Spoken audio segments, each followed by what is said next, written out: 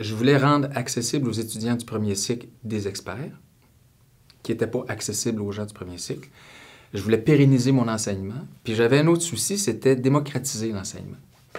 Okay? C'est-à-dire que ce que je voulais... Moi, j'ai longtemps travaillé comme infirmier dans les régions éloignées. J'avais et j'ai toujours comme souci, puis il y a peu de gens, à mon avis, qui se préoccupent de ça, c'est former les gens qui sont ailleurs. Les gens qui sont dans le Nord, les infirmières qui sont dans le Nord, ou les populations nordiques ou en région éloignée. Fait que j'avais le souci de démocratiser l'enseignement, de faire en sorte que l'enseignement que je peux donner ici soit accessible ailleurs. Pour moi, c'était vraiment une alternative au défi qu'on avait d'enseigner à des grands groupes. T'sais, actuellement, c'est des groupes de 150, 160. C'est énorme comme groupe.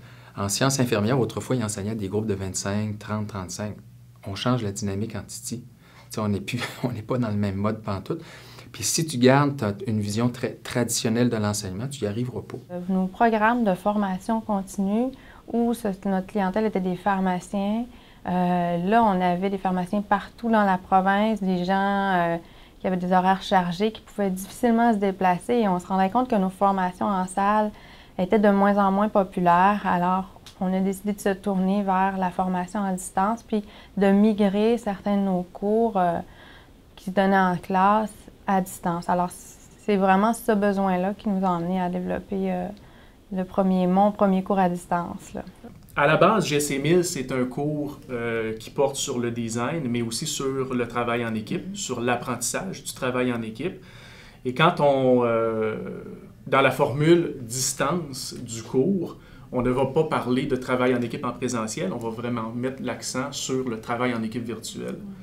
Donc moi, mon idéal, c'est d'avoir des étudiants qui viennent de plusieurs universités, d'avoir des étudiants qui viennent de régions francophones d'un petit peu partout sur la planète et de pouvoir amener ces étudiants-là à intégrer des équipes de travail qui sont composées aussi d'étudiants qui étudient ici à Laval. La formation à distance, c'est quand même à l'Université Laval quelque chose de relativement nouveau, même si ça a plus qu'un quart de siècle.